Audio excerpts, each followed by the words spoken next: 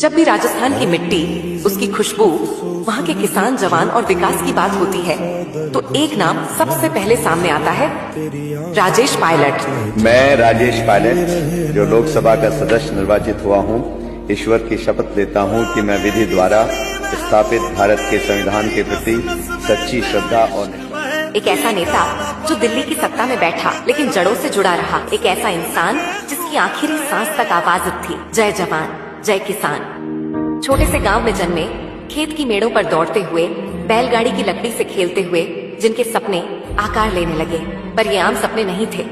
उनमें देशभक्ति थी, उनमें ऊंचाई छूने की चाह थी। गरीब परिवार, सीमित साधन, लेकिन मन में असीम उड़ान। पहले उन्होंने भारतीय वायुसेना, इंडियन एयरफोर्स ज्वाइन की। 1971 की जंग में उन्होंने दुश्मन के इलाके में घुसकर शौर्य दिखाया, पर उन्हें सिर्फ आसमान जीतना नहीं था, उन्हें जमीन की लड़ाई भी लड़नी थी। देश के किसानों की पीड़ा, युवाओं की बेरोजगारी और गांवों की उपेक्षा उन्हें चैन से बैठने नहीं देती थी। कांग्रेस पार्टी को जब ऐसे चेहरों की तलाश थी जो भारत को भविष्य दे सके, तब उनका ध्यान राजेश पायलट पर गया। 1980 में वे कांग्रेस पार्टी से लोकसभा चुनाव जीते और फिर कभी पीछे मुड़कर नहीं देखा।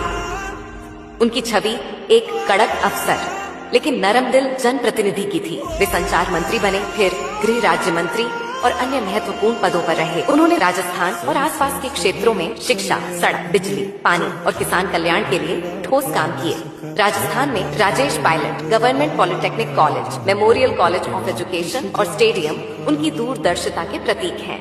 उन्होंने किसानों की आवाज को ताकत दी, राजमार्गों का विस्तार कराया, गांव-गांव बिजली पहुंचाई, पेयजल और आवास योजनाओं को गति दी। और फिर 11 जून साल 2000 में एक सड़क हादसे में देश का ये लाल हमसे जुदा हो गया। जब उनका पार्थिव शरीर दिल्ली एयरपोर्ट लाया गया तो सिर्फ भीड़ नहीं, जनसमूह उमड़ा और वो हमेशा के लिए अमर हो गए। आज सचिन पायलट सिर्फ एक नेता नहीं, बल्कि उस परंपरा के सूत्रधार है जिसने खेत में हल चलाया और संसद में जनमानस की आवाज उठाई।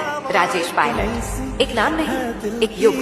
11 जून को कांग्रेस परिवार की ओर से अश्रुपूरित श्रद्धांजलि।